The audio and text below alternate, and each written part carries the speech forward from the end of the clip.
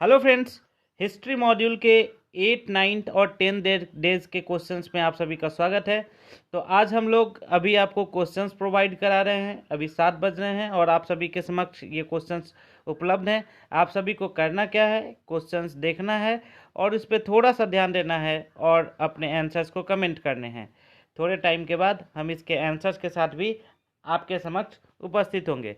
तो तब तक क्वेश्चंस को पढ़िए, कंसेप्चुअल क्वेश्चंस हैं, इनको पढ़िए और थोड़ा सा रिकॉल कीजिए पॉइंट्स को और कितना जो भी आपके आंसर्स बनते हैं उसको एक साथ लेकर आप हमें क्या कीजिए, कमेंट कीजिए। तो स्टार्ट करते हैं क्वेश्चन के साथ। फर्स्ट क्वेश्चन बोलता है, इन्वर्टेड कॉमा के अंदर है कि अब भारत का शासन ब्रिटिश सामग्री की ओर से भारत राज्य सचिव को चलाना था, जिसकी सहायता के लिए 15 सदस्यीय भारतीय परिषद का गठन किया गया था। अब भारत के शासन से संबंधित सभी कानूनों पर भारत सचिव की स्वीकृति अनिवार्य कर दी गई, जबकि भारत परिषद केवल सलाहकारी प्रकृति की थी। यह जो प्रावधान है, उपयुक्त प्रावधान निम्नलिखित में से किस एक्ट से संबंधित है, ये आपको बताना है। ऑप्शन है आपके समक्ष।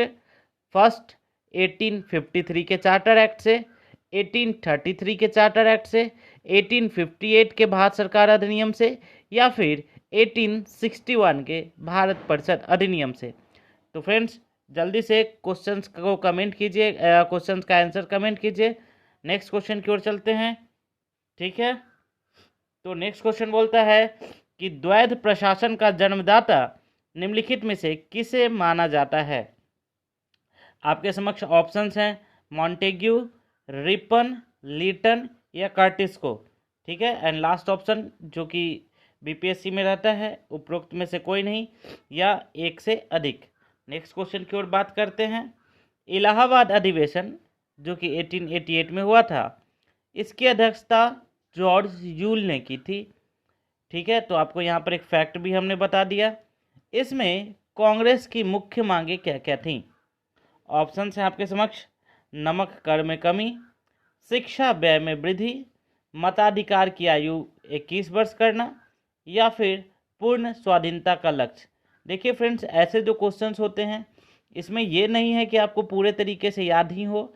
अगर आपने अच्छे से पढ़ा है, आपको कॉन्सेप्ट पता है, ये कौन सा समय है, यह उदारवादी लोगों का चरण था या फिर ये क्रांतिकारियों का चरण था, अगर आपको इतना भी पता है तो आप इससे आंसर्स जो है वो निकाल सकते हैं।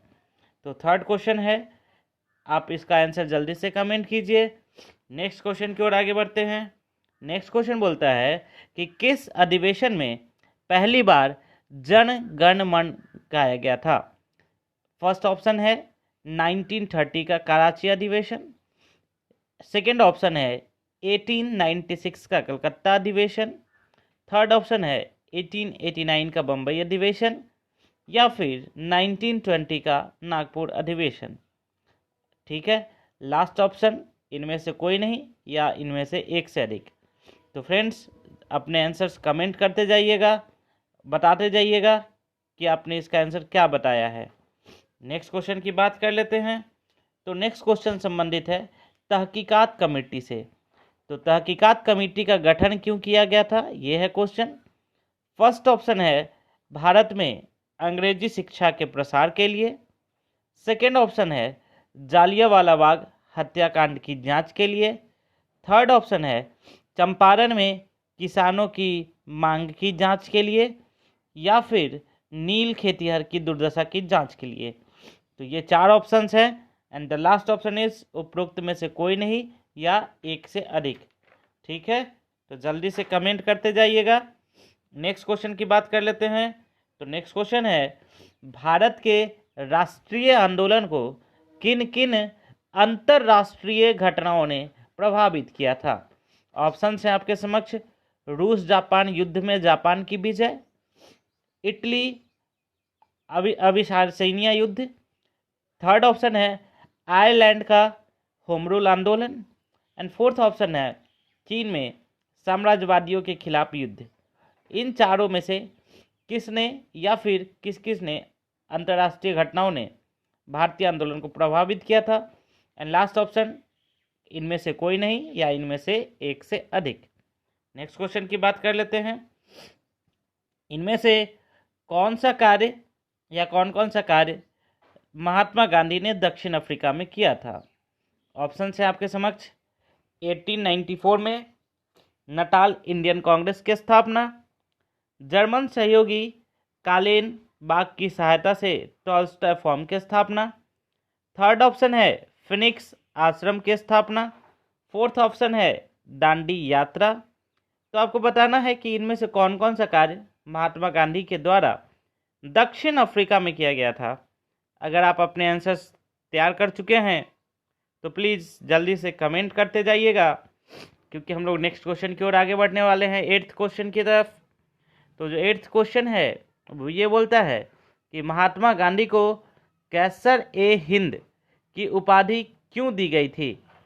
आपके ऑप्शंस हैं दांडी यात्रा के लिए, असहयोग आंदोलन में नेतृत्व के लिए, या फिर हिंदू मुस्लिम एकता में उनके द्वारा किए गए कार्यों के लिए, या फिर प्रथम विश्व युद्ध के दौरान ब्रिटेन के सहयोग के लिए। तो ये 4 ऑप्शंस हैं and the last option is इनमें से कोई नहीं या एक से अधिक।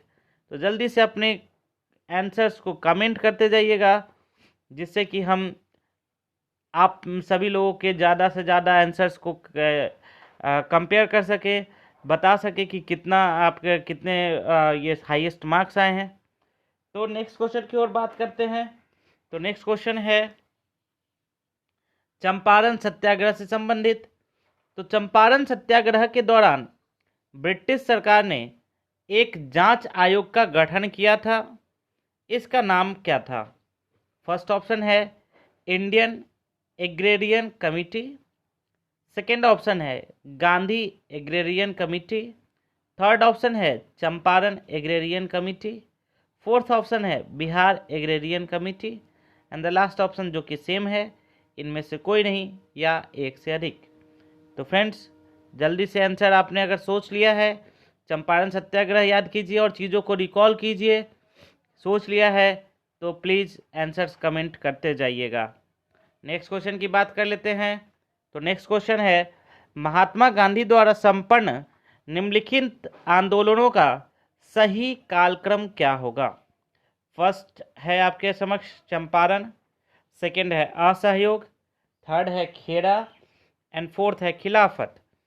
ठीक है, अब इसका कूट जो दिया है वो है 1 2 3 4, सेकेंड है 1 4 2 3, थर्ड है 1 3 4 2 and the fourth one is 1 3 2 4। Last one is इनमें से कोई नहीं या एक से अधिक। ठीक है, तो आपको सभी का ईयर याद होना चाहिए। अगर सभी का ईयर याद होगा तो आप आसानी से इस क्वेश्चन को सॉल्व कर पाएंगे। ठीक है, तो फ्रेंड्स नेक्स्ट क्वेश्चन की ओर आगे बढ़ते हैं। नेक्स्ट क्वेश्चन बोलता है ब्रिटिश काल में भारतीय कृषि की खराब स्थिति के लिए कौन कौन से कारक जिम्मेदार थे? आपके समक्ष ऑप्शंस हैं नई भू राजस्व प्रणाली, उपनिवेशवादी आर्थिक नीतियां, भारतीय हस्तशिल्प का विनाश एंड उपनिवेशवादी प्रशासनिक व्यवस्था। तो ये 4 ऑप्शन है आपके समक्ष एंड लास्ट ऑप्शन इज इनमें से कोई नहीं या एक से अधिक। तो ये 11th क्वेश्चन था। तो नेक्स्ट क्वेश्चन की ओर आगे बढ़ते हैं। नेक्स्ट क्वेश्चन बोलता है इनमें से कौन सा किसान आंदोलन सबसे पहले हुआ था? ऑप्शन है आपके समक्ष तेभागा, दक्कन, नील, एका। तो अगर आपने सॉल्व कर लिया है तो जल्दी से कमेंट करते जाइए। ठीक है, कि इनका अगर ईयर आपको याद हो तो आप आसानी से इस क्वेश्चन को सॉल्व कर सकते हैं। नेक्स्ट क्वेश्चन की बात कर लेते हैं। किस विद्रोह का विलय खिलाफत आंदोलन में हो गया था? ऑप्शन है तेभागा, मोपला, नील या पाइका। ठीक है, ये 4 विद्रोह हैं। इनमें से कौन सा विद्रोह जो है वो खिलाफत आंदोलन में मिल गया था? ठीक है, नेक्स्ट क्वेश्चन की बात कर लेते हैं। ब्रिटिश काल में गठित एचिसन कमेटी किससे संबंधित है? ऑप्शन है आपके पास फर्स्ट, न्यायिक सुधार। सेकेंड ऑप्शन है लोक सेवा सुधार। थर्ड ऑप्शन है पुलिस सुधार। फोर्थ ऑप्शन है शिक्षा सुधार। तो जल्दी से क्वेश्चंस बनाते जाइएगा और आंसर्स अपने कमेंट करते जाइएगा। काफ़ी इंपॉर्टेंट क्वेश्चंस आप देख रहे होंगे, काफ़ी कंसेप्चुअल क्वेश्चंस दिए गए हैं। तो अगर बन गया हो तो जल्दी से कमेंट करते जाएंगे। नेक्स्ट क्वेश्चन की बात करेंगे हम लोग। असहयोग आंदोलन की प्रमुख मांगे थी। पहला, तुर्की में खलीफा पद की पुनः स्थापना। दूसरा, जालियांवाला बाग हत्याकांड के विरुद्ध न्याय। तीसरा, पूर्ण स्वराज की मांग। चौथा, किसानों की आर्थिक स्थिति में सुधार। एंड लास्ट वन इज इनमें से कोई नहीं या एक से अधिक। तो ये 5 ऑप्शंस हैं, जल्दी से बताइए। यहाँ पर आपको ये ध्यान रखना होगा कि जो भी क्वेश्चंस दिए गए हैं यहाँ पर एक एक्स्ट्रा आपके पास 5 नहीं 6 ऑप्शंस दिए रहते हैं। तो थोड़ा आपको ध्यान देकर काफ़ी सावधानी पूर्वक सॉल्व करना होगा। तो नेक्स्ट क्वेश्चन की ओर बात करते हैं कि इनमें से कौन कौन सा अधिवेशन बिहार में हुआ था। फर्स्ट ऑप्शन है 22वां, दूसरा ऑप्शन है 25वां, तीसरा ऑप्शन है 28वां और चौथा ऑप्शन है 38वां। तो ये 4 क्वेश्चंस हैं, ये 4 ऑप्शंस हैं एंड लास्ट ऑप्शन इनमें से कोई नहीं है एक से अधिक। तो ध्यान आपको देना है कि बिहार में हुआ था और साथ में मुझे ये भी कमेंट करके बताइए कि बिहार में जो भी अधिवेशन हुआ है वो कहाँ कहाँ हुआ है। तो इससे आपका एक रिवीजन भी हो जाएगा। नेक्स्ट क्वेश्चन की बात कर लेते हैं। तो नेक्स्ट क्वेश्चन है कांग्रेस के नरम दल के नेताओं की पद्धति क्या थी। फर्स्ट ऑप्शन है असहयोग, दूसरा ऑप्शन है सत्याग्रह, तीसरा ऑप्शन है बहिष्कार और चौथा ऑप्शन है क्रांति। एंड लास्ट ऑप्शन इनमें से कोई नहीं या एक से अधिक। तो आपको ये बताना है कि नरम दल के नेता किस पद्धति के तहत आंदोलन करते थे, किस पद्धति के तहत भारत में स्वराज या फिर स्वतंत्रता की बात करते थे। आपको यहाँ पर बताना है कि इनकी पद्धति क्या थी। तो नेक्स्ट क्वेश्चन की बात कर लेते हैं। तो नेक्स्ट क्वेश्चन है जालियांवाला बाग में प्रदर्शन के लिए लोग क्यों जमा हुए थे। आपके समक्ष ऑप्शंस हैं रॉलेट एक्ट का विरोध करने के लिए, सेकेंड ऑप्शन है बैसाखी मनाने के लिए, थर्ड ऑप्शन है सरकार की नीतियों का विरोध करने के लिए, फोर्थ ऑप्शन है डॉक्टर सत्यपाल और किचलू को बंदी बनाने के लिए, बंदी बनाने के प्रति विरोध दर्शाने के लिए। तो ये 4 ऑप्शन है आपके पास एंड लास्ट ऑप्शन है इनमें से कोई नहीं या एक से अधिक। तो आप देख रहे होंगे दोस्तों कि जो आंसर्स का ये बनाया गया है, आंसर्स का जो आपको ऑप्शन बनाए गए हैं वो काफ़ी इस तरीके से बनाए गए हैं कि आप थोड़ा सा अगर अच्छे से आपने नहीं पढ़ा है तो आपके क्वेश्चंस गलत हो जाएंगे। तो चूंकि हम लोग अभी सिलेक्टिव स्टडी कर रहे हैं तो सिलेक्टिव स्टडी में 30 क्वेश्चंस में से एटलीस्ट 25 क्वेश्चन तो सही होना चाहिए। अगर नहीं हो रहा है तो थोड़ा सा हम लोग कम पढ़ रहे हैं। नेक्स्ट क्वेश्चन की बात कर लेते हैं। उग्र राष्ट्रवादी भी जनता को सकारात्मक नेतृत्व देने में असफल रहे, इसका कारण क्या था। क्योंकि उनकी नीतियां आम जनता के समझ के परे थी, या उग्र राष्ट्रवादियों में आंदोलन चलाने के लिए कुशल नेतृत्व का अभाव था, उग्र राष्ट्रवादियों की नीतियों में इतनी त्याग थी कि आम जनता के लिए यह संभव नहीं था, या फिर इनकी नीतियां सरकार पर सशक्त दबाव बनाने में सक्षम नहीं रहीं, या फिर इनमें से कोई नहीं या एक से अधिक। तो ये है आपका 19th number question. Next question की बात कर लेते हैं।